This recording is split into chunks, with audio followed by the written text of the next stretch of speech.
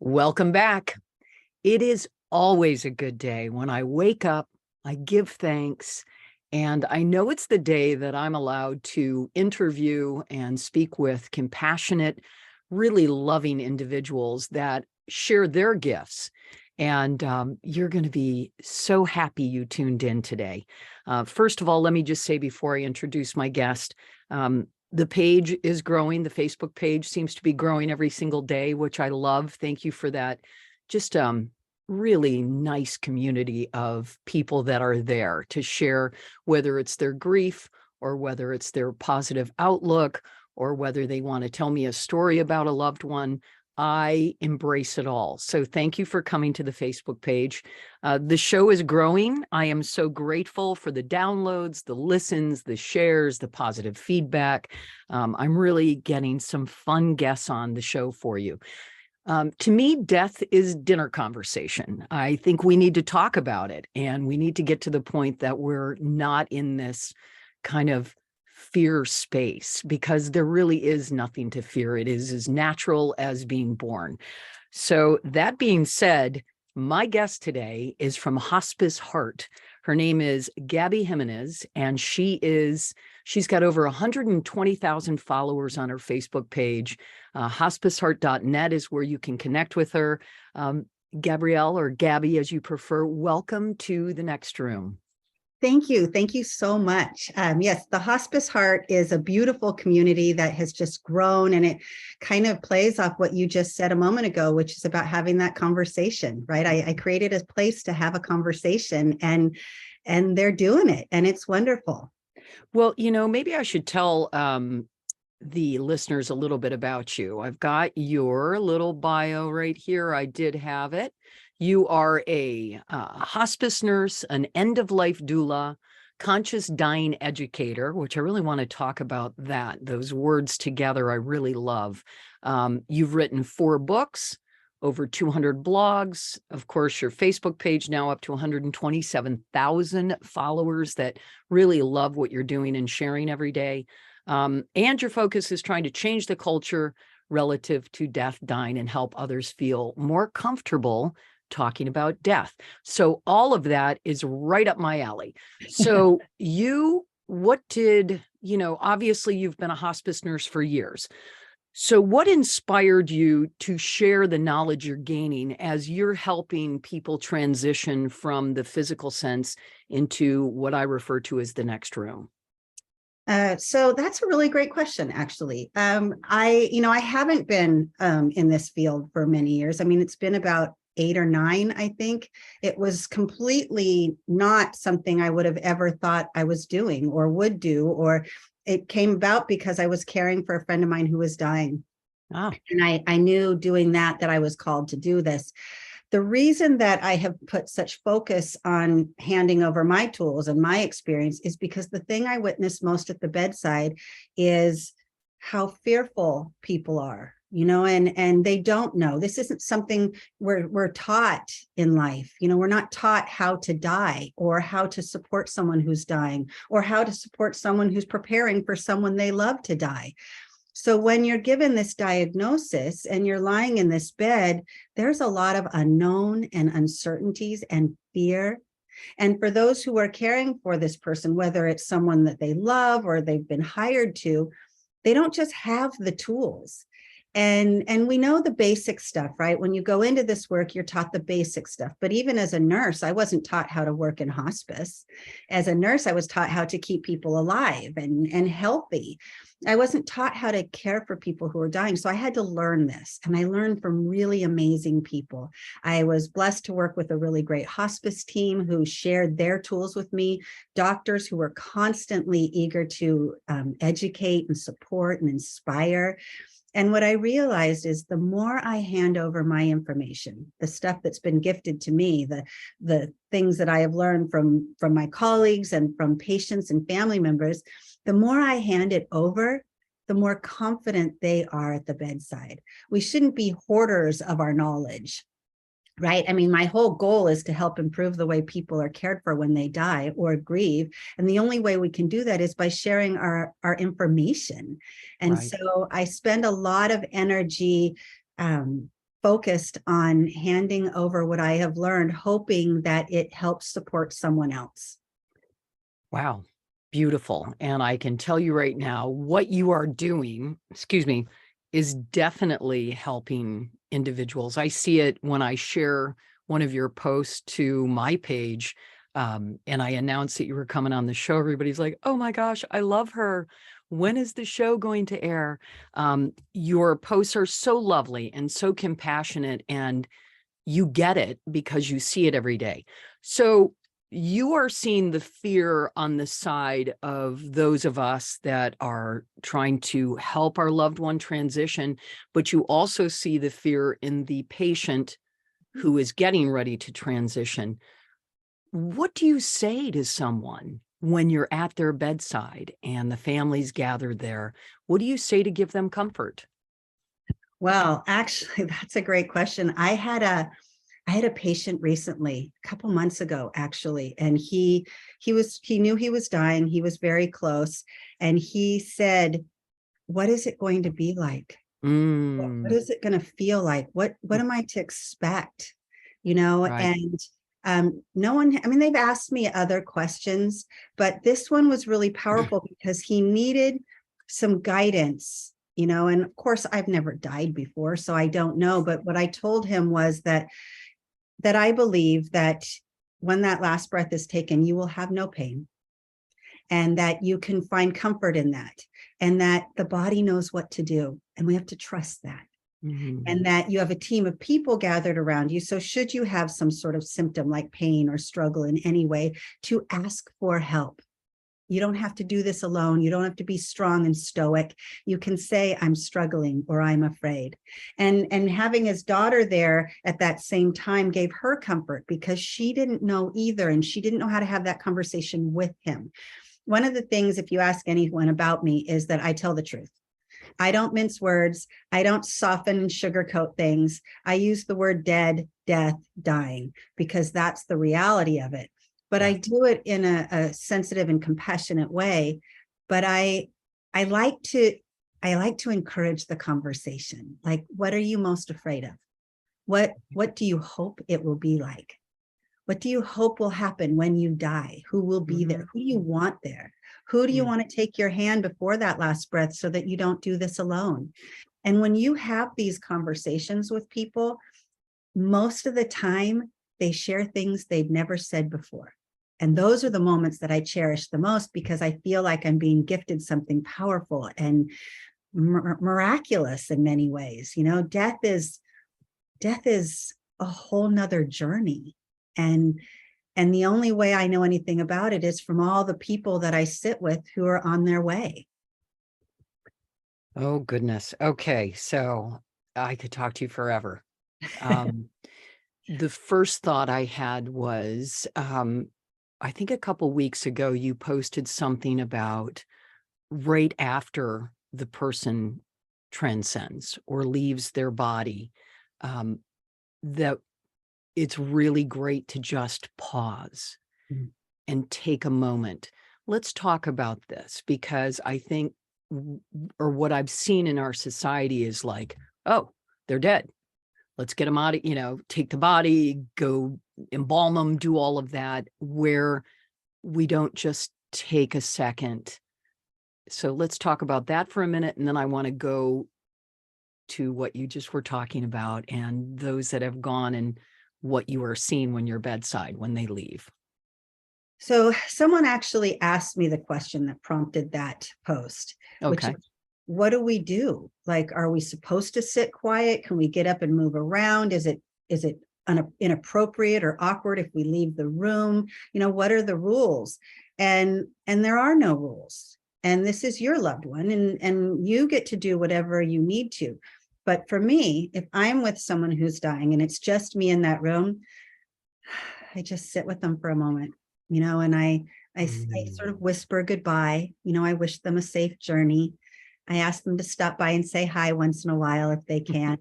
Sometimes, like my brother recently died, so in the past couple months, I kind of whispered, tell my brother I said hello, you know, and Mm. I have conversations with them because in my mind, they're still there. Mm. I talk to them, not about them. Mm. I sit with them. And so when someone asks me that, I suggest and encourage that they just take a pause and just sit with that room and the energy and the awareness, the reality of what has just happened, which is someone took their very last breath, and you were there, Mm. right? What an honor that is. Mm. And you were there, and so soak it in for a moment. Be present with just that, the reality of it all. And for family members, I just encourage them to do whatever they're most comfortable with, because not everyone's going to do what I do. Some might not even want to witness that last moment, and that's understandable, and I get that. Mhm. I want people to do what they need to do. And but mostly I suggest they say something like, you can say goodbye. And Yeah. it's a different goodbye than the goodbye that you say before the last breath, because the goodbye you say after the last breath, that's sort of a whisper. It's like, Mm. goodbye, my friend. I'll miss you. Mm. I will love you forever, and I will always say your name. Mm. Ah, such beautiful thoughts. Um, yeah, just taking that pause and knowing that we don't have to rush the process of whatever it is that you've decided. Um, so very important. Back in the day, we used to take the time. Homes had parlors, and, we used to have our loved ones in our home. Many people died in their homes. And then it got kind of clinical and very like off to the mortuary and the process of that. I love that this death doula, almost like this empowering movement, has happened. And you can see it, I'm sure, because you are a death doula. Explain to me what exactly that is. And if somebody's listening right now and they have a loved one that is getting close and they want to be in their home, let's talk about what a death doula does to prepare the family and the loved one for the inevitable. These are great questions. So first of all, you don't have to, you can get this same type of support if you're on hospice, and you can be at home. Your loved one can die at home. That is something that, at least here in California, is done more often actually than not. As a hospice nurse, when I first started working as a hospice nurse, I was working in a hospice house, and it was there where I learned about bathing the body Mm. and sitting around the bed and saying beautiful things and really truly embracing the moment. As a doula, I tend to gear towards ritual and ceremony, which is honoring the body, doing a bathing. I don't do a full body bathing. I have special washcloths that I give to the family members just to wash the hands and feet, just to say thank you for a moment and maybe clean their face, but to Mm. allow privacy, because not everyone's comfortable with that. Right. Sometimes I will do a special anointing of the body, just to thank. I've sort of made up my own, which is where I thank each part of the body for all of its work over the years. Of course, the brain, the eyes, the mouth, the words that they've shared, the heart, the love that they felt. If they're a mother, the belly for carrying their children, the legs for holding them up, their arms and hands for hugging and holding and supporting and comforting, and allowing family members to offer that support and gratitude for simply just being the human that they were in their life. So I like it to linger a little bit after that last breath. I like to do a special ceremony or ritual in honor of their gift in life. Gabby, that is absolutely beautiful. Um, I had a thought about that. So I love the ritual part of it. I love taking the time and honoring from the brain and the eyes. And as I'm sitting here thinking about, I'm a donor, I'm a registered donor for my parts. So when I go, how long do do my children or my loved ones that are here with me, how long do they have before they turn my body over so that my parts are useful? I honestly don't have the answer to that. I do Okay. know it's relatively quick, especially if the brain is being donated. That has to Okay. be done very quickly. Okay. I don't know the length of time. In California, there is no real time frame how long or how short you can keep a person in the home after they have died. So Right. families, if they want to have people gather around or maybe do an after death ceremony for them, inviting family and friends, that can linger for hours or maybe another day. Right. Facilities, they have a shorter window. And I know that when people are donating their organs, they do need to do it a little quicker. Sure. That's something they would need to do. But I think it's less quick when it's eyes, but if it's the brain, it has to be done very Yeah. quickly. That makes sense. That makes sense. I guess you would just coordinate with, your loved ones and they would know your wishes and that would all work itself out. And the Um, donor group, they participate in that last space too. They tell us what to do. They're the contact number. We call them. They arrange to come. that's great. That's great. Are you seeing more of a trend now where more and more people are choosing to pass away at home instead of being in a hospital hooked up to machines? Yes. Okay. And that is a choice, correct? So if you are terminal and you're in the hospital and you're hooked up to all these machines, the family has the right and the individual has the right to say, unhook me.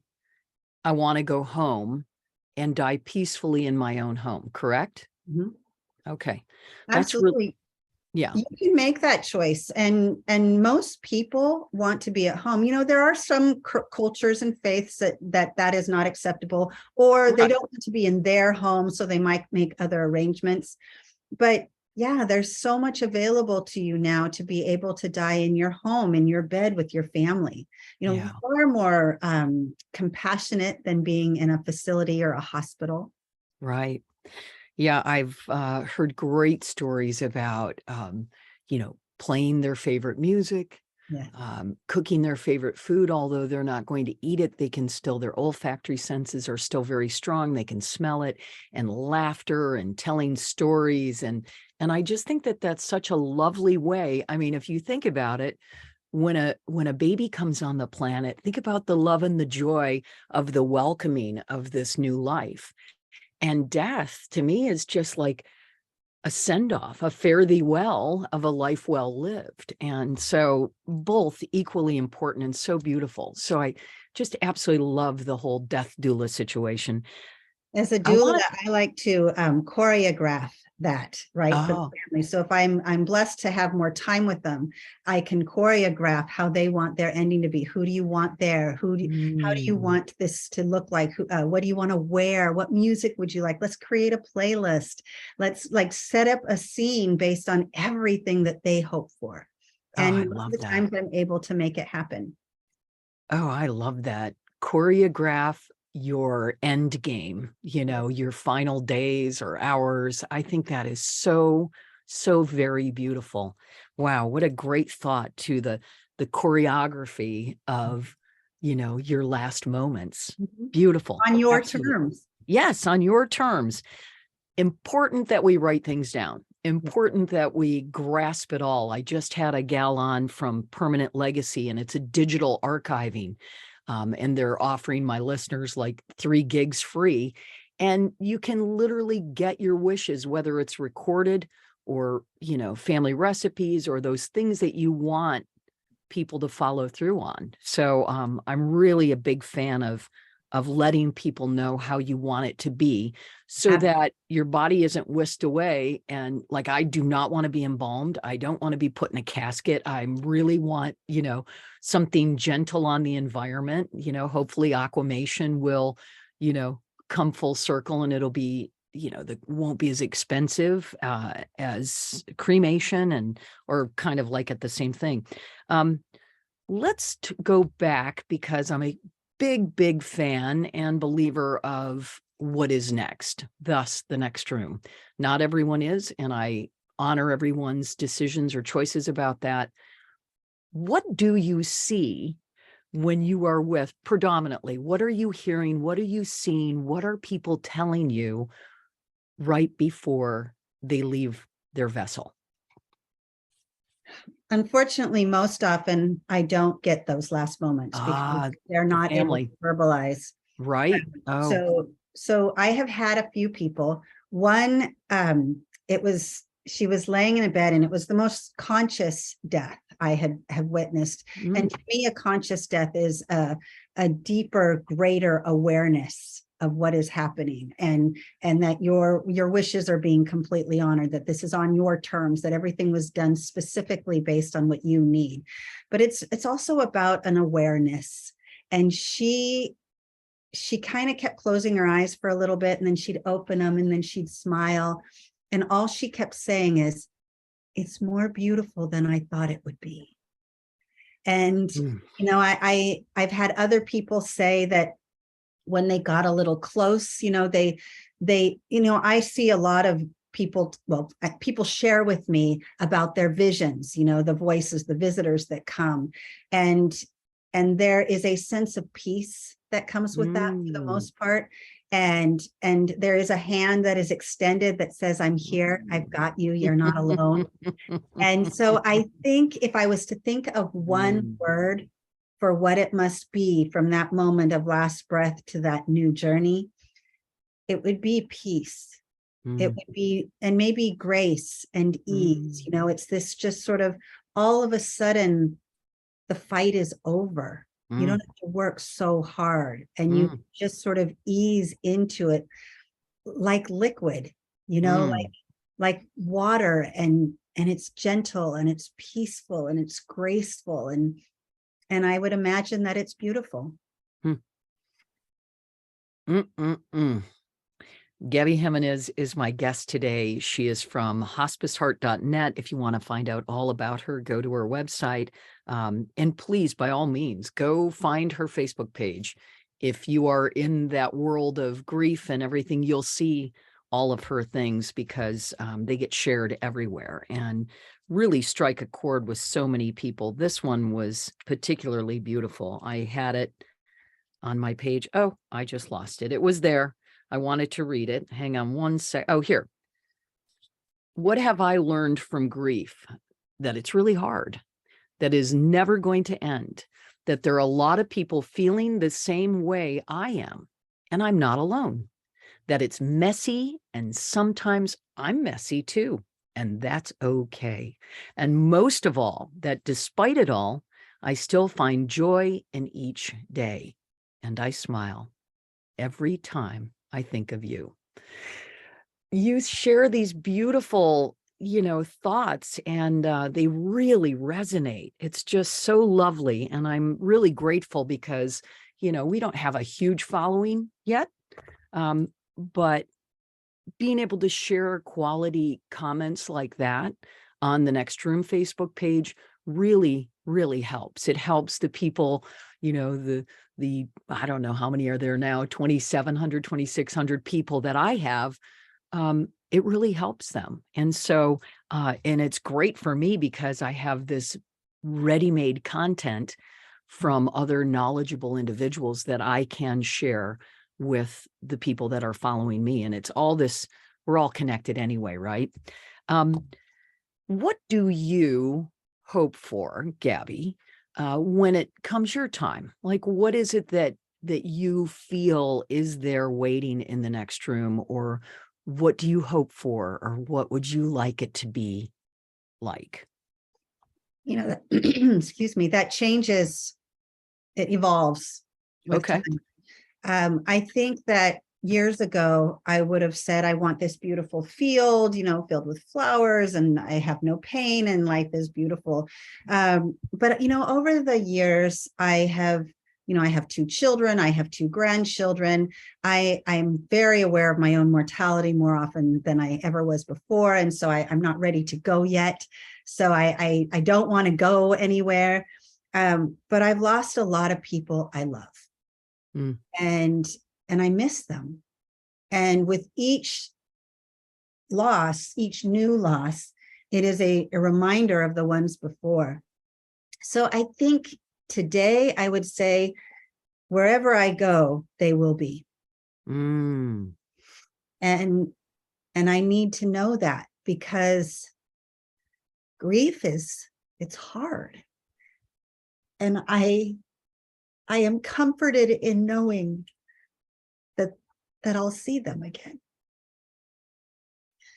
So I will be going somewhere that is safe, that is non-judgmental, that does not allow pain of any manner, and where I could sit down with the people I've missed and maybe get a tiny bit of a do-over. Beautiful thoughts. And, you know, I hear that a lot. You know, we want to see our loved ones. As I'm looking at, you know, my little studio in San Diego, I have pictures. This is the next room in the next room. So everyone I've ever loved that has crossed is here in the room with me.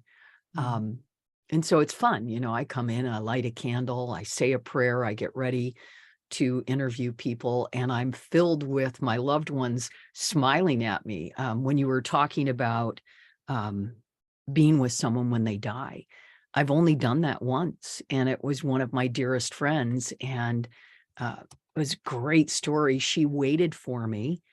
I live in San Diego. She was in a hospital situation on life support up in Los Angeles. And the whole drive up to LA, and it's thankless, right? It's 2.5 hours of not very fun people on the freeway out here. And the whole time I'm saying, hang on, I'm coming, Budgie, I'm coming, I'm coming. And I'm talking to her the whole time. And I got to the hospital and I ran, and I, you know, just it's crazy that they let this nutty woman run into the ICU. I don't know how I did it, but I got in there. I got in her room and got to hold her hand. And we all said a prayer, and the ventilator went up and it went down right as we were saying amen. Crazy. It was so beautiful, even though the situation of her being hooked up to machines was not beautiful. And then I just hung out and waited for them to remove everything. Like, we went out of the room and they said, would you like to come back in? I'm like, absolutely. Are you kidding me? You know, I want to tell her how much I love her. So, oof. My goodness. Do you have time? Just in time. What's that, hon? You made it just in time. I did. And I really, truly believe she was waiting for me. I think she could hear me. I don't know why, but I'm kind of in that woo-woo space where I believe in sending prayers and, you know, good energy. And I'm all about that. And I have no fear of that. I put it out there all the time. I think it's really powerful to pray and send love in advance. Me too. Would you share something about your brother? You said he just recently left us. Could you tell me what is his name and maybe give me a great little story about him? So his name is Ben. His name is Brendan Forrest, actually. But I've always called him Ben, even when he wanted us to call him Brendan. And we had lost contact. You know, we were talking when he was flown to the ICU in a helicopter, and in Montana. I'm in California, so I had to go and be with him. And so a lot of stuff happens with you, you know, when you realize, and you're sitting at the bedside of someone you hadn't spoken to in a while, you realize just how much time you've wasted. Oh. I sat there at the bedside day after day for 18 days, playing music I thought he would like, you know, talking about our disconnect, hoping that he could make it through this and we could survive it. But I revisited moments in our childhood, and I just remember there was a time when we were close. You know, when he and my sisters, we were close, and our kids were close, and we did things together. And I don't think I really appreciated it as much then as I do now. And being with him during that time was just a reminder of that. And I've shared this before many times, but I'll share it again because it's powerful, and it might help your listeners to know that the truth is they can hear us even when they can't verbalize. I spent day after day talking to him, right? Telling him how I feel, telling him I was sorry, asking for forgiveness, offering forgiveness, really just hoping that we were given one more chance. And about 2 days before he he died, he woke up and they took him off the ventilator and he could talk Oh and there my was gosh. hope. And I said, Ben, did you hear me? And he said, I'm sorry too. Gabby, you're gonna make me cry. I know he didn't say that because he thought he was going to die. He said it Right. thought he was going to live. But that was such a gift for me because Wow.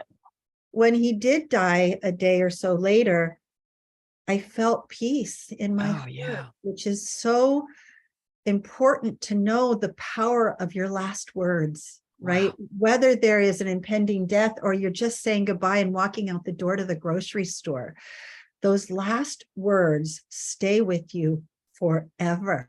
Mm, And if someone is at the bedside, if of someone who is dying, don't stop saying things because mm, they may not wake up and acknowledge. But right.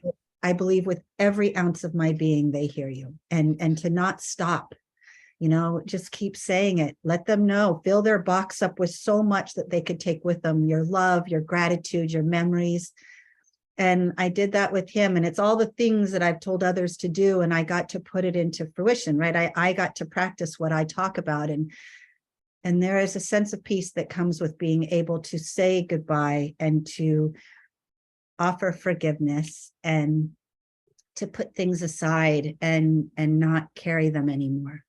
Wow. Wow. Wow. Wow.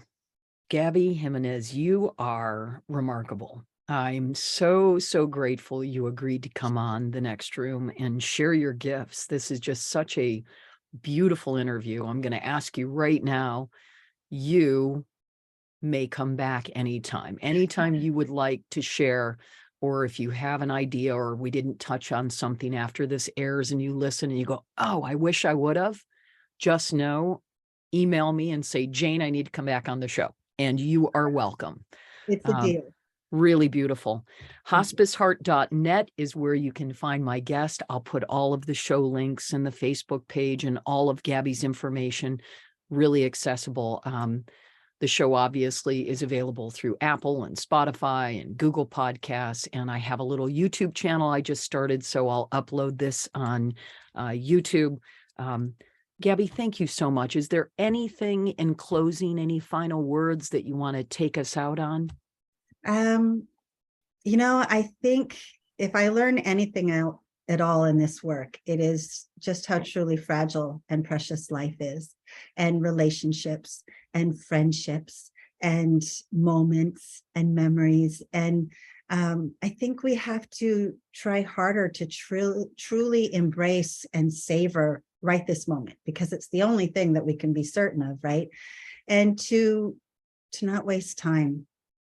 Death is very final, and you don't get a do-over. And when someone dies and you've wasted time, you regret that. Beautiful words to come to a close of this portion of The Next Room. Thank you again to my guest, Gabby Jimenez, Hospice Heart. I'm just so very grateful that you would tune in today. And thanks again for sharing the show. Send it off to your friends or family. If you found some comfort in Gabby's words like I did, share it everywhere, please. Thanks again for tuning in. I will talk to you next week on The Next Room. Thanks for having me.